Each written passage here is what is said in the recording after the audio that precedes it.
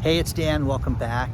You're watching iAllegedly, and got a good one for you today because this is where it starts, guys, right here.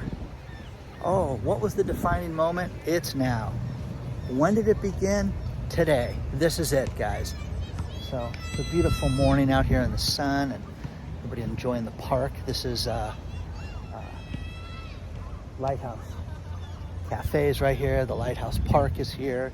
It's right on the Newport Peninsula, but there's a ton to cover, local and international news, because people have written me and said, we want more international stuff, so you got it today. Before I get into it, please take a second.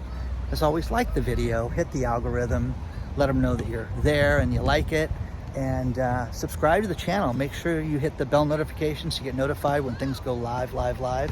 And today we have a sponsor, Ageless Collagen, which I will talk about later. But let's get into it, guys. The commercial real estate apocalypse is upon us. And there's so much happening on both coasts that you cannot ignore it. And this is starting to happen internationally. In the UK, Ireland's got problems. But let's start with New York. There is such a problem with real estate right now, commercial real estate, that the trouble cannot be ignored anymore. And Harold Bordwin from, I need to cheat, Keene Summit Capital Partners, he said, this is it. Too many people are behind. Too many people are not paying. People are not going back to work. They're not going back to the office. And it's doing one thing. It's bringing down values of these properties. And right now, there is $64 billion worth of properties that people are behind on right now. $64 billion. Now, oh damn, it's just a number. It's not that big of a deal. I heard about $100 billion the loans defaulted on a month or so ago. Yes, guys, it's getting worse and worse and worse. And what you're seeing is there's so many abandoned buildings in New York City, the unthinkable is happening, where people are giving the keys back to the bank and saying, it's yours. We're done with it. Now, I've often wondered this. How can you have, 14 properties and then one of them goes out of business and you just give it back to the bank and you guys go about your day and, it's fascinating. But you use LLCs, different corporations that own the property, even though they're under the umbrella of we have, $800 billion in assets. Well, you don't now because you gave some of it back to the bank. But fascinating. But you are seeing more and more of these properties that are going out of business like you've never seen before. So, Los Angeles, this is funny. The Bank of America building. Think about this. It is 90% occupied. Well, it's a safe, strong building, right? No. Because of the capital partners tied to the building, the people that own the building is in trouble and they're not making their payment. Well, how can that be? How can that be, Dan? They've got 90% occupancy. Isn't that the goal? Isn't that the secret sauce? No. Here's the funny thing about the Bank of America building. The loans are tied to Wells Fargo, Citibank, and Goldman Sachs, not Bank of America. So it's kind of funny. Their name's in the building, they don't have the loans on it. I got a kick out of that for some sick reason. But you are seeing more and more of these buildings that are going to have problems, and it's just a matter of time. Brookfield is a big developer out here on the West Coast, and they had a problem earlier this year where they gave away the old First Interstate building and gave it back to the bank, and now they're having more problems and having loans called in right now. So kind of a bad situation, guys, and we're going to see more and more of this right now. But I've got a lot more to cover with this. This is going to be the thing that's going to bring everything else down. It's that simple. You cannot have the commercial real estate be this bad and not have it affect everything else around us. So you'll see. Let me know what you think about this so far, but there's a lot more to cover. Let's talk about our sponsor, Ageless Collagen. This is something that I use absolutely every day, guys. When I get up and I have my first cup of coffee, I put a big scoop right in my coffee. It is tasteless, but it gives me 10 grams of bioactive peptides of collagen. Now think about this. From the age of 20 on up, we lose collagen. It's so important to our hair health, our skin health, bone health, gut health, you know, for me, it's joint pain. My joint pain completely went away once I started using this. If you go to healthwithdan.com, they have set up a website where you can save 52% off the regular price, and it is absolutely amazing. It's the best collagen that I've ever seen. It's 5 different types of collagen from 4 premium sources, but take a look at it today, guys. It is something that will make a complete difference in your life. And think about this, guys. As we get older, basically, if you're middle-aged, you have half the collagen produced in your body, and you need to get something like this. Take a look at Ageless Multi-Collagen today. Go to healthwithdan.com. It's from the good people at BioTrust, which is a fantastic company, and all their products are great.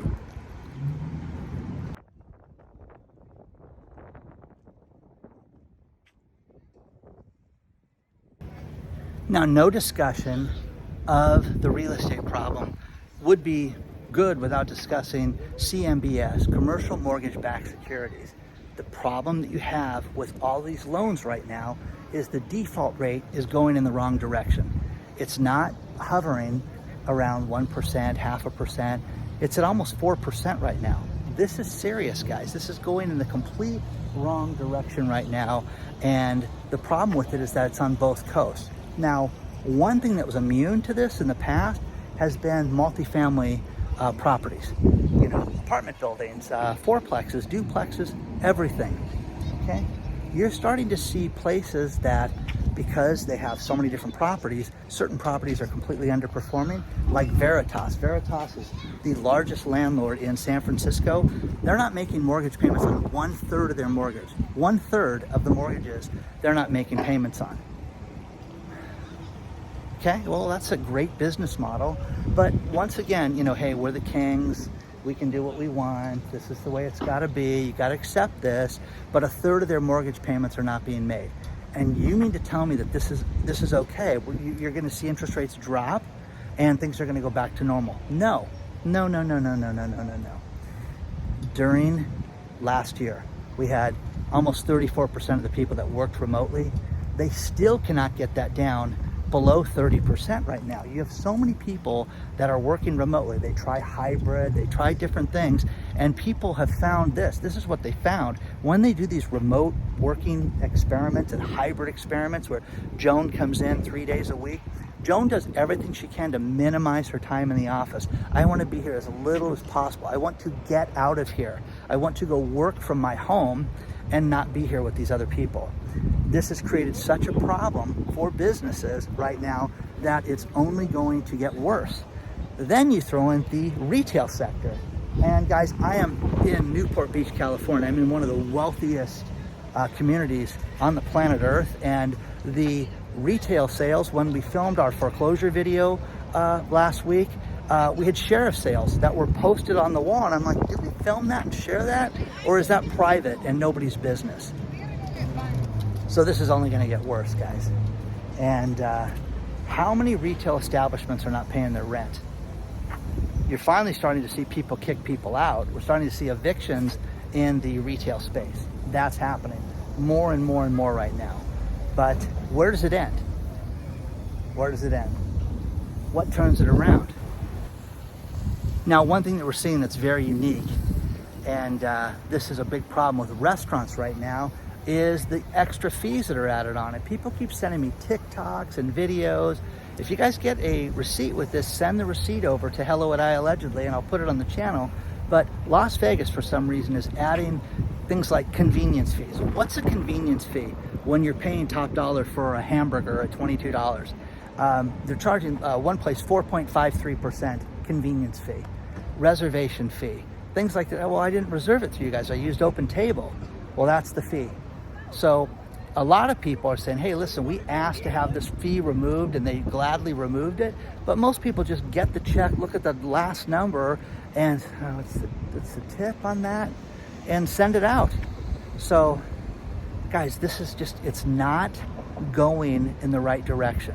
But the commercial real estate, this joke, these rich fat cats that own these buildings, these smug people that are not admitting that there's a problem, are just giving things back to the bank like you wouldn't believe. This is happening at such a record pace. It's happening in Los Angeles. It's definitely happening in the big cities like San Francisco and New York. Now, here's the thing. Silverstein Properties in New York, they're proposing a casino in New York City, okay? Like a 40-story casino, 26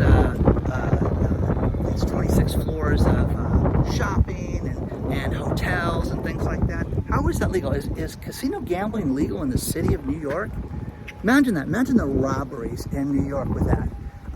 One thing about Vegas lately, and people, they've asked me not to film stuff like that, is how people are strapped. These cops have full tactical gear at most of the casinos now.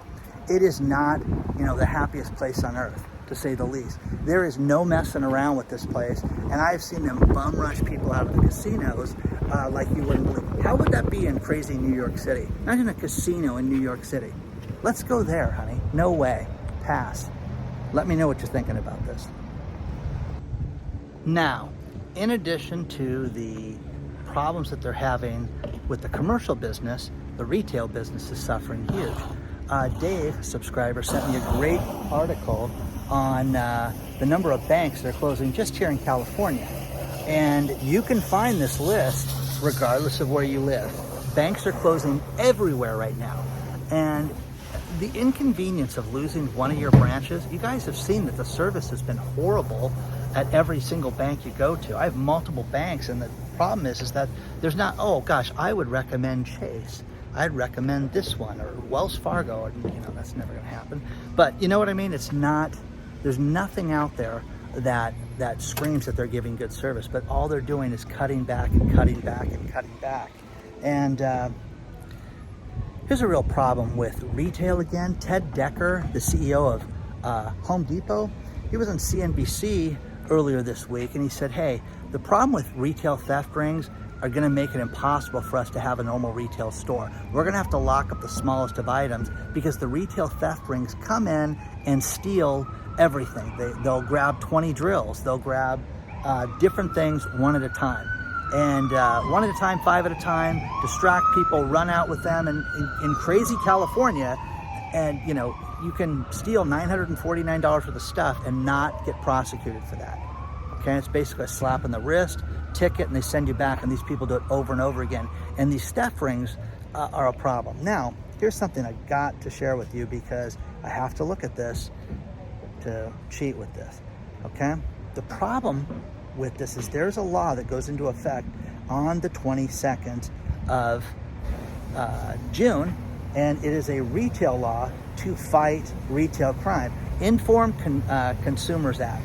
And it passed Congress, and what it says, if you are a person, think about this. You don't think that they're gonna watch our transactions? You're kidding yourself.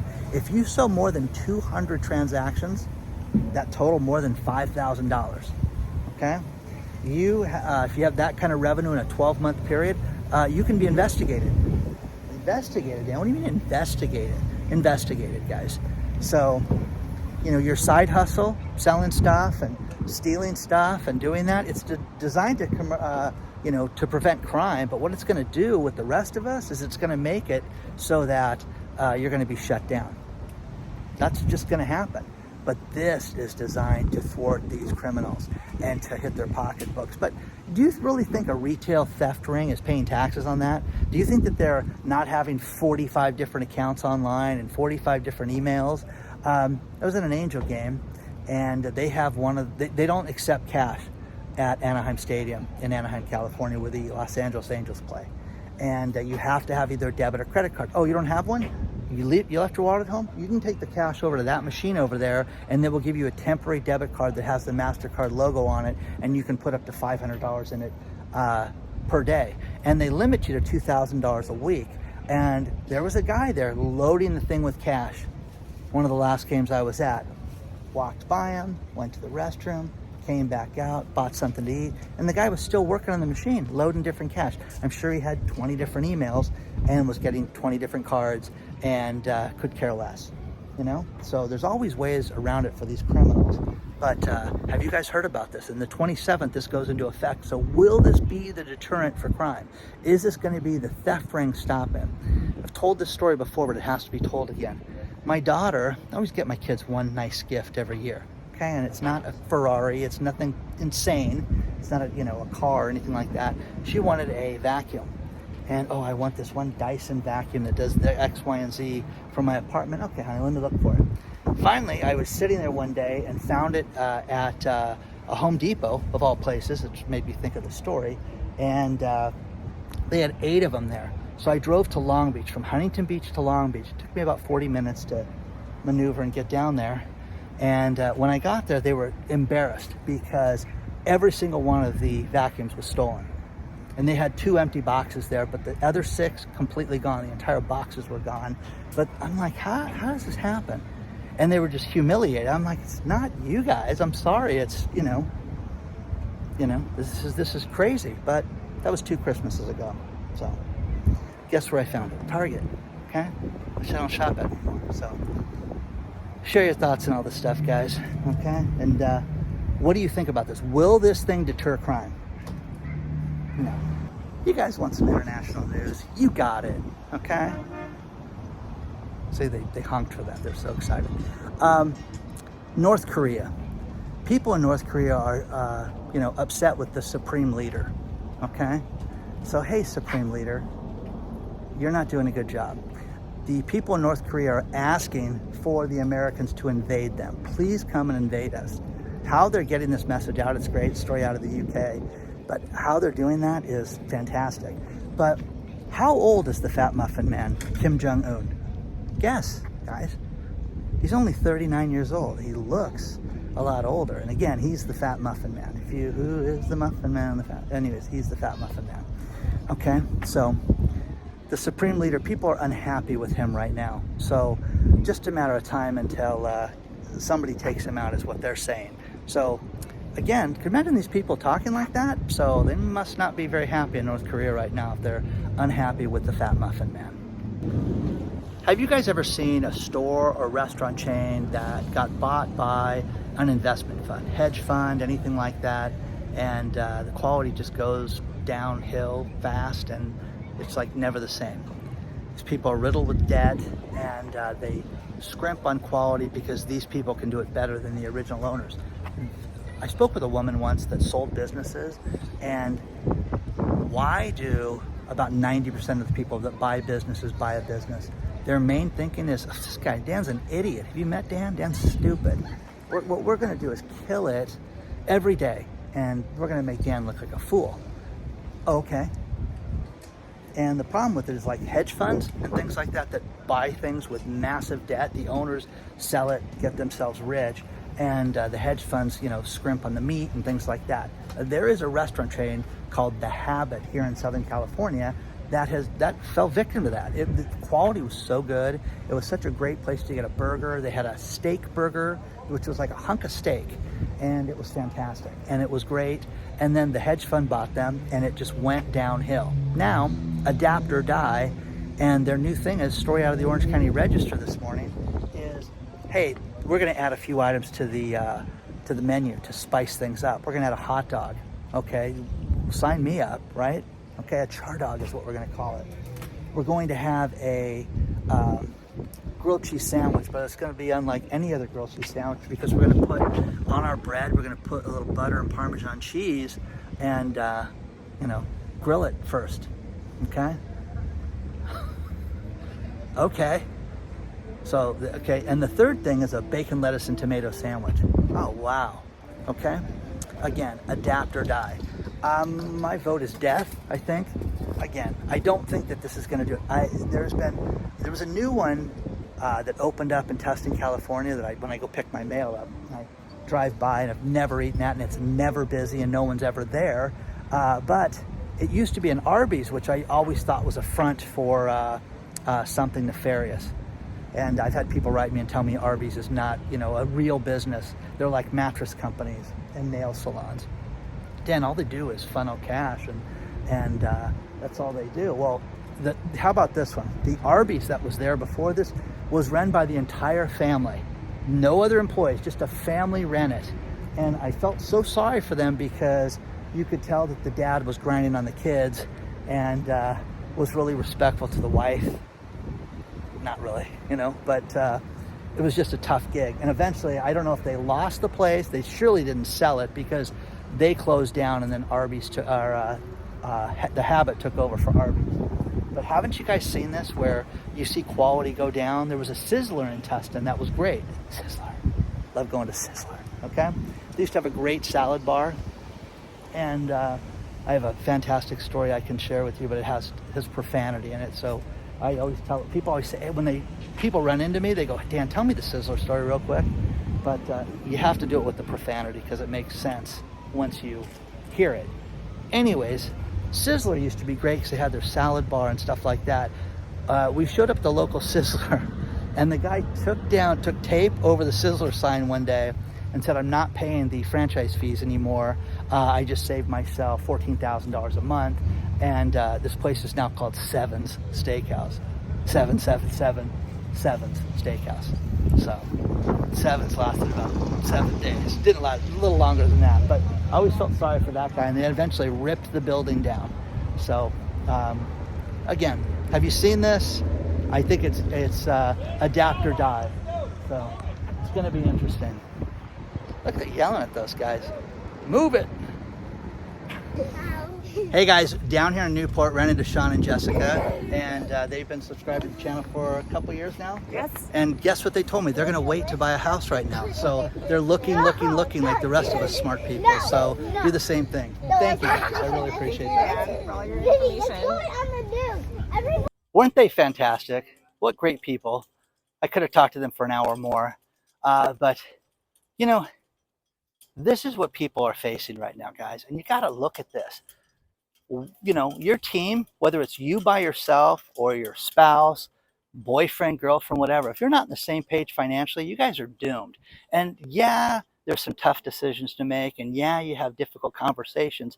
But man, oh man, when you guys are, you know, working together in sync, sky's the limit, guys. You can do anything. And I look at Sean and Jessica. They're doing great.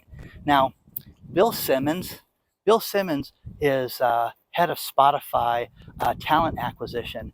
And this guy said that dealing with Prince Harry and Meghan, or as I like to call them, Harry and Yoko, as dealing with them, that they were effing grifters. And he used a bad word when he just said the F word.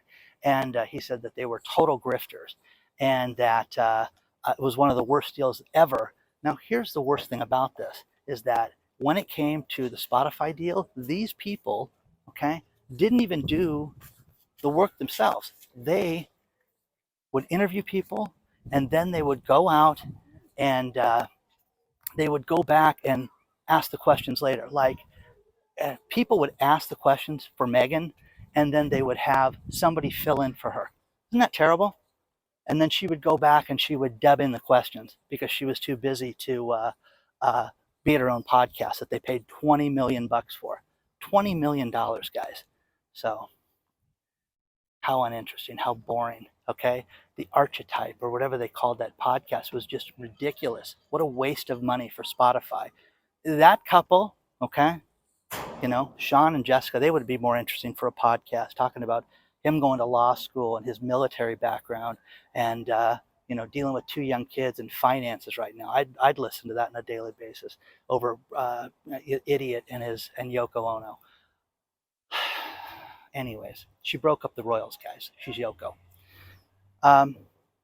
More international news. Think about this. It is anticipated that there will be 1.2 million people be without a home right now in England right now because of the refis that have to be conducted over the course of the next 4 months.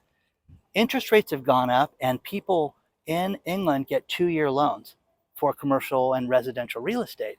So the problem with it is that these people are all facing refis right now, and guess what? We can't afford another £3,000 a month for the same house that we've been living in for 6 years.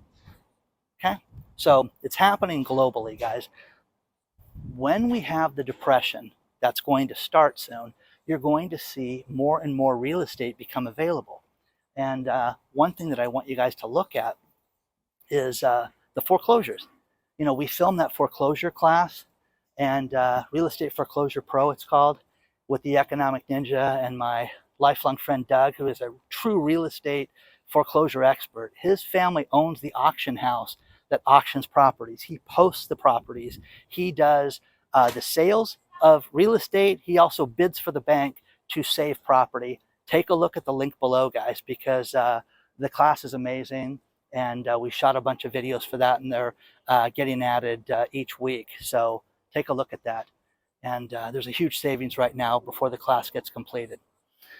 So share your thoughts on this stuff, guys, because the refinance debacle that you're seeing globally, this is happening here, guys. And that's why Doug's getting busier and busier and busier. I cannot wait to talk to him next week, because he's going to tell me how many more files he got that week over the week before. Okay? So once again, guys, if you want to reach out to me, hello@iallegedly.com, and let me know. Okay? I'm going to end this with these last couple stories.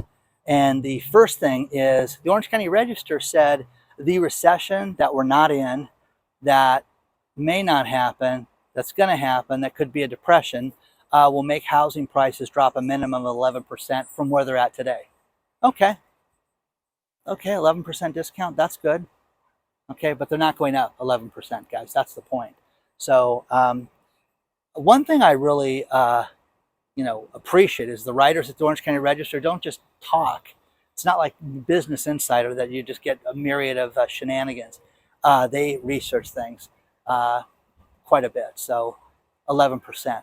Final story, Sir Paul McCartney. He steps forward and he says, hey, I don't want anybody to think that when we said that the latest Beatles song that had John Lennon on it and we used AI on it was somehow fabricated with his voice. Nothing was artificial on that. What they did was they took artificial intelligence to do the dubbing and do the mixing to help with the sound, and it was John Lennon the entire time.